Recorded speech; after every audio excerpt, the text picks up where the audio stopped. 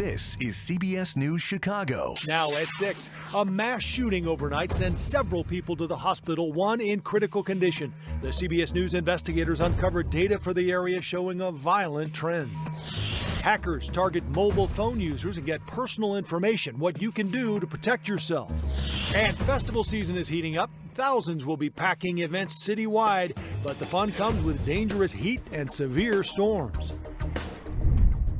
And that is where we start tonight. Perfect weather on the lakefront now, but we want to warn you about storms this weekend. Also some dangerously hot weather. Let's bring in Chief Meteorologist Albert Ramon, who's tracking what's ahead for us. Hey, Albert. It's a busy stretch. Next 3 days, we have issued weather alerts. The first weather alert in place tomorrow for two reasons. One is going to be the chance of thunderstorms that could turn severe in the afternoon, and also the heads up of building heat as we go to 90 degrees. Also, another round of thunderstorms in the forecast as we head towards your Sunday evening. 95 though, and the weather alert also posted for heat indices topping 100 degrees. This heat wave will peak on Monday, the high 96. As we factor in the humidity, we could have heat indices approaching 106 in parts of the area. And oh, by the way, more storms that could be severe on Monday afternoon. More on this and the rest of your forecast coming up. Thanks, Albert. We'll see you then. You can track the heat and the storm chances all weekend long with CBS News Chicago. You'll find us on the News and Opinion page on Pluto TV and through the CBS News app on Fire TV and Roku. There have been 17 mass shootings in Chicago this year, the latest this morning. This time on the city's west side in the North Lawndale neighborhood, where 5 people were shot shortly after midnight. Megan Hickey has an update on the victims from Mount Sinai Hospital. The most serious injury was to a 25-year-old woman who was shot in the chest and taken here to Mount Sinai. At last check, she was in critical condition. ShotSpotter alerted police to gunfire in 3 different locations, picking up at least 11 gunshots around 12:19 this morning in the 1300 block of South Lawndale. CPD said a group of people were gathered on the street and sidewalk when a silver sedan approached and shots were fired. In addition to the 25-year-old woman shot in the chest, a 22-year-old was shot in the back of the head and was taken to the same hospital in good condition. Witness over here saying that someone got skinned in the head with one of the bullets, but not the same. 3 men between the ages of 21 and 62 years old were also shot in the thigh. Chicago's 17th mass shooting is the most recent of the 288 mass shootings across the country so far this year, according to data collected by a national group called the Gun Violence Archive. A mass shooting is defined as 4 or more people shot in a single incident. So far this year, Chicago's mass shootings have left at least 82 people injured and 12 people dead. North Lawndale is part of one of CPD's summer safety zones, areas where police track specific crime trends. While shootings are down about 40% across the area year to date, and multi-victim shootings are also down, ShotSpotter alerts like the 3 picked up this morning are actually on the rise. We had multiple detections in that area of the people shot. There were 788 gunshot detection system alerts by this point in 2023, 901 so far this year. As you might remember, ShotSpotter's contract is set to expire at the end of September after Mayor Johnson moved to decommission the use of the controversial technology in the city. At last check, no one was in custody for this morning's mass shooting. CPD tells us Area 4 detectives are investigating. At Mount Sinai, Megan Hickey, CBS News Chicago investigators. New at 6, a former Loretto Hospital executive is one of 3 people charged today for embezzling more than $15 million. Anash Ahmed was the West Side Hospital's chief financial officer before he resigned during a COVID vaccine scandal back in 2021. Today, he's been charged with 8 counts of wire fraud, 4 counts of embezzlement, and 3 counts of money laundering. Federal prosecutors say he and 2 others created fake invoices claiming the Safety Net Hospital owed vendors money for goods and services it had not actually received. Fire this morning at a homeless encampment that's in the process of being taken down ahead of the Democratic National Convention. That fire started earlier this morning in the area off the Dan Ryan near Des Plaines and Taylor Streets. You can see a charred pile of debris that used to be people's belongings. Just yesterday, we told you how the city is clearing out the area and moving people to a hotel. No one was hurt in the fire. Not clear how it started. Today, AT&T revealed nearly all of its customers were part of a massive security breach. Suzanne Lemonniot talked with one expert on what you need to know to protect yourself. Start by not clicking on any links that are texted to you from numbers that you don't recognize, and block those numbers like this former AT&T customer did. It is a big concern. Crystal, who asked us to only use her first name, says she had AT&T cell phone service. And now? I've been getting texts from random people who say, "Hi, is this so-and-so?" And I mean, I know enough to know that's a scam, but a lot of people wouldn't. Like, sometimes I thought it was an honest mistake, and I replied and said, "Wrong number," and then they try to engage you further, and then I'm like, scammer, and I block. Governor's State University's Bill Cressy, also known as Professor Fraud, says that's the right thing to do. I have faith in my fraudsters out there that pretty soon they will be sending out emails and text messages telling people that they were victims of this AT&T hack that you saw in the news, and that, go to this link and we'll provide you with identity theft protection. That is probably a fraud. Do not go to that. AT&T is not providing it for this particular hack. Hackers got access to the records of calls and text messages of nearly every AT&T cellular customer between May and October of 2022. Cressy, who is a professor of auditing, fraud examination, and accounting, says customers are just learning about the hack now because AT&T was just made aware of it through the third-party server company that hosts customer information. One of the big takeaways from this story is that the cloud is simply somebody else's computer, and your information on the cloud is only as secure as that service provider is keeping it secure. Cressy says, remember, fraudsters are always going to be on the prowl, and you have to be vigilant. Check your banking information, and he says if you have been the victim of a hack involving personal information like your social security number, freeze your credit. Suzanne Lemonnier, CBS News, Chicago.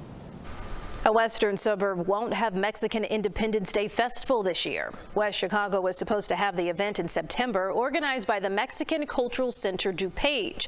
But the nonprofit says due to other commitments, there isn't enough time to plan the festival the right way. The city and the organization say it should return next year.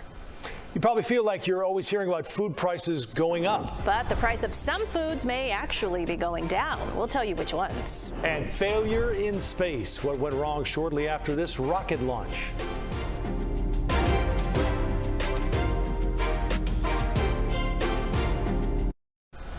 NASA just released this picture showing two galaxies intertwined. They're called the Penguin and the Egg. You see it? The photo was released to celebrate the 2-year anniversary of the James Webb Telescope. The galaxies first passed each other tens of millions of years ago, causing the new star to form at the top of the galaxies.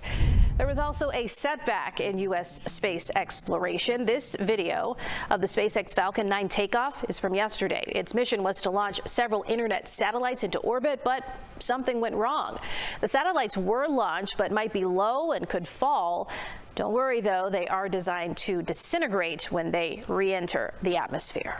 After hearing about the cost of food going up, we have some good news. The price of certain snack foods may be going down. The company that owns Frito-Lay is considering changing the prices of some of its products. Revenue dipped in the second quarter after price increases.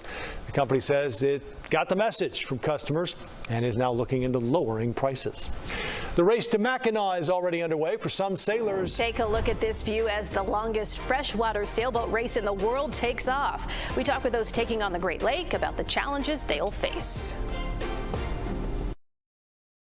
We are just days away from the Republican National Convention, and here's a drone's eye view of the location, Fiserv Forum in Milwaukee, where everything will kick off on Monday. And our comprehensive coverage starts Sunday night at 10. We'll be right in the heart of the action in Milwaukee, along with our full team of reporters.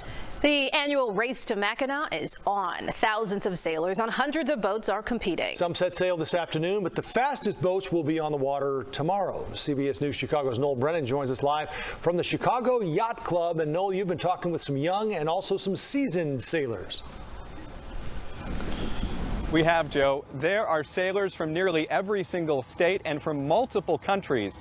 This is an amateur competition dating all the way back to 1898 when there were just 5 boats in the race. But boy, has it grown. Take a look as we fly high above Monroe Harbor today. You can see some of the boats that are out there. This year there are more than 250 that are competing, about 2,200 sailors as well. Some of them have already set sail from Navy Pier on their way to Mackinac Island, and they have a long way to go. So you wipe and I'll pull it from under? Sailboats are almost ready, and it's come down to the details of decals. I mean, a little crookedness never hurt anyone. Max Trojanowski will race on Saturday. I don't think it's really hit me yet, but I'm really excited. It'll be the 115th race to Mackinac, but the first for the 16-year-old from San Diego. My position on the boat is I'm mid-bow. My bowman's over there, and so we're in charge of the front of the boat. He's part of a team of 16 from Oak Cliff Sailing, a training center in Oyster Bay, New York. The goal is to train the next generation of offshore sailors, match racers, and high-performance sailors with the Olympic classes. Going on. Max has an idea of what to expect, but he's yet to experience it. There we go. Unlike Brian Baker. Moments of terror, you know, but just a ton of fun. Some last-minute maintenance on a winch is no big deal. Part of the deal. We'll figure it out. Brian has been here 36 times before. My first Mackinac in 1987, I was 18, and we won that overall. This year, more than 250 sailboats will race 289 nautical miles north from Chicago to Michigan's Mackinac Island.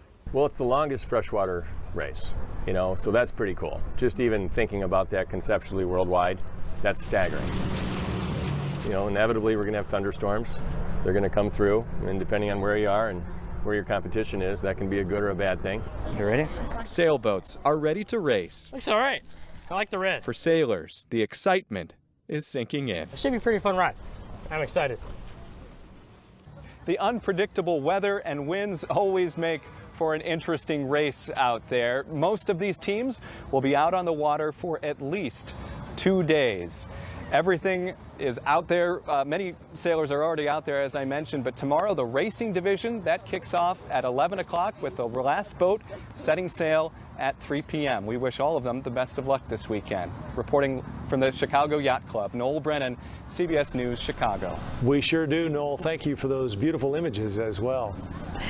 Well, Albert, tonight, it's hard to get any better than this. Beautiful weather on a Friday to get outside, have a dinner outside. Really. Yeah, we have that little wind off the lake, 1 to 2 foot waves out over Lake Michigan. Great night to get it all started. Right. But yes, changes are on the way. More heat, more humidity, and storm chances, not all weekend long, but we do have an opportunity of severe weather multiple times over the weekend and even as we head into early next week. But how about this shot? Gosh, it is so nice out with not a cloud in sight. 84 degrees right now. That east wind at 7 miles per hour, bringing the temperatures down just a bit along the immediate lakeshore with 76 degrees right now in Chatham, 77 in Gary.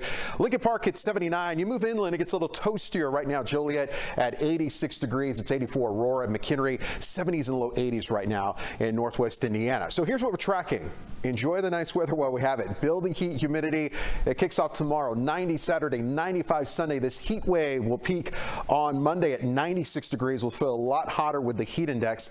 And with all that heat, humidity around, little disturbances coming in out of the north, allowing for storm chances. Again, not all weekend long. Saturday night will bring us a chance of severe weather. We'll have a chance of severe storms as we head towards Sunday night and even again through the day on Monday. And we mentioned Monday, that's when this heat will spike. We're looking at feel-like temperatures, heat indices between about 103 and 106 by the time we head towards about 5 o'clock in the afternoon on Monday. So we're looking at a great evening. Most of it spent in the 70s by early tomorrow morning. We'll be in the 60s, a mostly clear sky tonight into tomorrow morning. Some passing clouds tomorrow afternoon. The heat is with us, upper 80s, low 90s.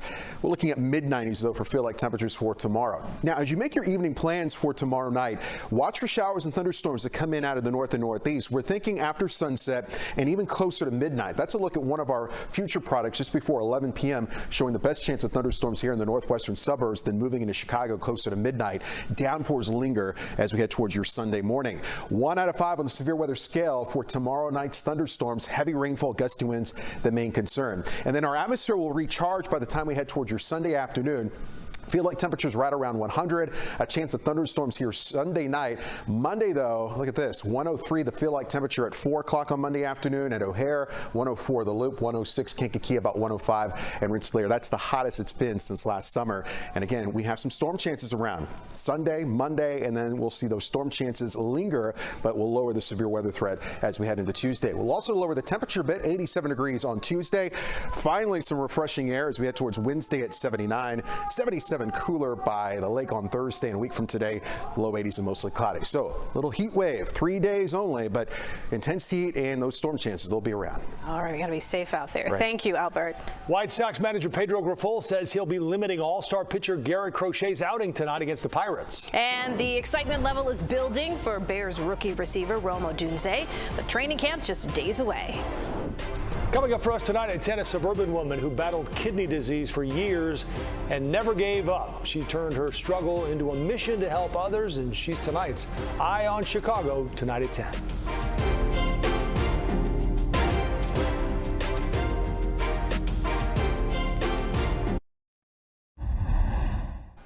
I'm Jory Paris. The Cubs hope the Bats stay hot in St. Louis as they open a 4-game series with the Cardinals, while the White Sox send Garrett Crochet to the mound to begin their final series ahead of the All-Star break with the Pirates. It will be a short start tonight, though, for the recently named All-Star himself. Pedro Grifol saying Crochet will be on a pitch count and plans on him being the 5th starter out of the All-Star break to give the Sox ace some additional time off. Eric Fetty then set to start 4th. Crochet's name has been in trade rumors. Grifol aware of that and the fact that he's thrown 105 1/3 innings this season. Right now, the most important thing was getting to this point, getting him on the mound, and finishing the first half, with the ability to really get a good break. He also understands that there's no blueprint for this, that we're going through this thing together. There's a lot of people involved, and he wants to pitch for a lot of years, and this is the proper way to do it. Bears rookie receiver Rome Odunze signing autographs at a Jewel Osco. He and the team will be seeing more fans at training camp next week. Rookies report Tuesday, veterans Friday. Odunze looking forward to getting year 1 started. Oh, I'm thrilled. Got to take the last, month or so to, get my conditioning up, get to a spot where I feel comfortable going into camp, and just super excited for the opportunity to, do my first training camp, going into my first season with the Bears, and it's hard to contain, all the excitement, but, it's going to be a good season. Odunze and Caleb Williams still need to sign their rookie deals ahead of camp. Odunze, though, not worried about it getting done before that. Still a couple pretty days. safe. He's all right. Top 10 picks. Yeah. I'm sure it'll get done. Thank you, Jory. Let's check back with Albert. Beautiful night ahead. Yeah, great. Nice little wind off the lake. 70s lakeside, 80s inland right now. We'll all fall into the 60s by the time we head into tomorrow morning.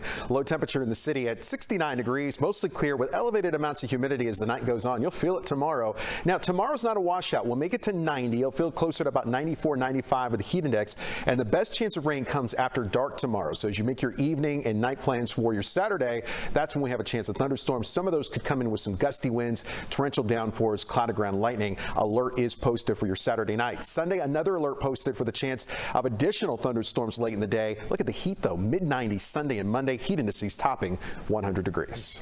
Thanks, Albert. And that's it for the CBS News Chicago at 6. Thanks for joining us. I'm Erica Sargent. And I'm Joe Donlin. Have a great night. We will see you right back here for the news at 10.